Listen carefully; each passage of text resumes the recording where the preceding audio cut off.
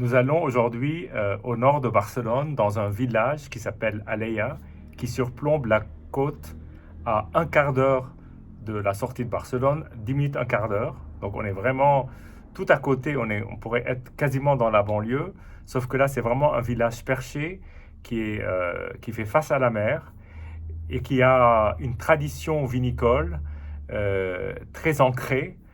Et bon, le village était évidemment planté de vignes. Ensuite, il y a eu des arrachages, une urbanisation, etc. Et il y a quelques coopératives locales qui se sont remises à planter des vignes. Euh, donc, du coup, il y a une sorte de renaissance du vin dans tout ce coin-là. Il y a quelques très belles maisons là-bas. Alors, le village était particulièrement connu en matière de vin parce qu'il y avait un vin qu'on appelle de aguja. Aguja, ça veut dire aiguille. C'était un vin blanc légèrement perlant, donc légèrement piquant comme une aiguille. C'est pour ça qu'on l'appelait vin d'aiguille. Et qui était servi sur la plupart des tables en Espagne pendant très longtemps, multimédaillé. Enfin, la bouteille était euh, un grand classique pour accompagner les fruits de mer en Espagne. Bon, ce vin évidemment est passé de mode avec les années et aujourd'hui a laissé place à des domaines qui sont plutôt, je trouve même très innovants. Et parmi ces domaines, il y en a un qui s'appelle Alta Aleia avec les initiales AA euh, et, euh, et qui a diverses cuvées de vin et de cava, dont ces bouteilles de cava qui sont reconnaissables entre mille, qui ont un très très beau design, qu'on peut trouver assez couramment en Espagne. Et là, donc c'est le Layeta Gran Reserva 2017. Il en existe une version rosée. Il existe des versions en pur chardonnay.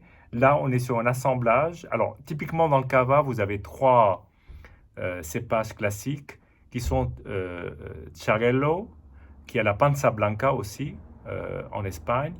Il y a le Macabeu, qui est très utilisé d'ailleurs de l'autre côté de la frontière, donc dans le pays catalan, dans le Roussillon. Et puis il y a Parellada, qui est probablement le cépage le moins intéressant, mais qu'on utilise en complément pour donner un peu de structure.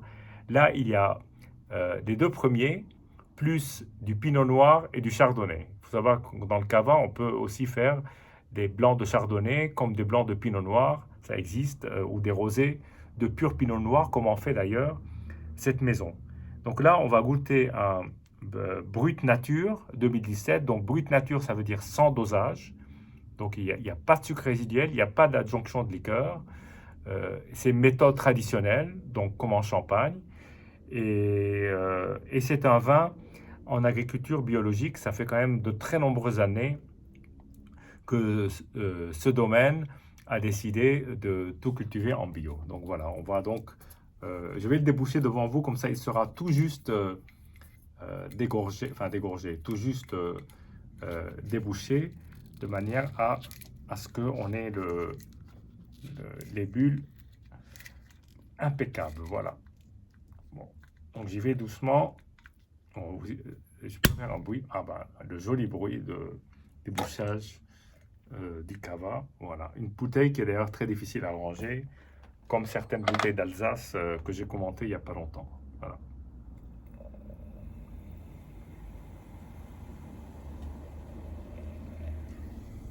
Alors, donc nous voici face à ce vin, parce que c'est toujours un vin, hein, même s'il est pétillant, c'est un vin, avec une robe claire, très légèrement dorée, euh, des bulles qui sont relativement régulières, de taille plutôt un peu charnue, euh, mais avec des très fins colliers de perles qui sortent du fond du verre, et ce qui est souvent un signe de finesse d'un vin pétillant ou d'un champagne d'ailleurs. Voilà, bien.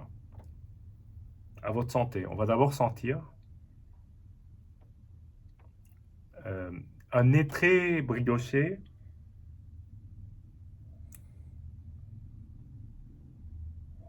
très légèrement citronné, un tout petit peu d'agrumes, mais surtout très brioché. Encore un peu discret. Là, on est un peu plus floral, mais c'est toujours très brioché. Un joli nez. Joli nez, mais quand même très sur la discrétion.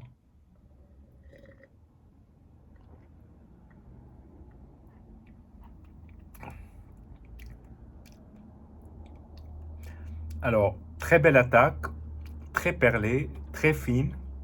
Les bulles sont régulières, comme comme un tapis de bulles. C'est très frais en bouche. Alors évidemment, c'est servi frais, mais je veux dire que c'est très frais dans le sens que il n'y a pas de lourdeur. C'est assez sur la finesse. Et c'est un vin euh, qui a un côté vin de soif. Euh, Là, en plus, il fait chaud. Et du coup, c'est une sensation de fraîcheur immédiate et sans trop de chichi.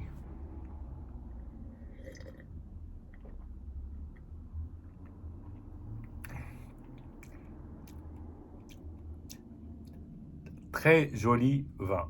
Très très joli vin.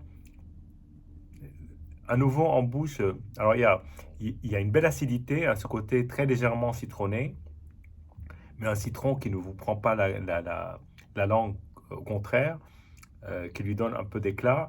Et puis, cette sensation de brioche, presque un peu crémeuse, avec toutes ces bulles qui sont très très fines, et puis une jolie fin de bouche. Voilà, santé et à très bientôt.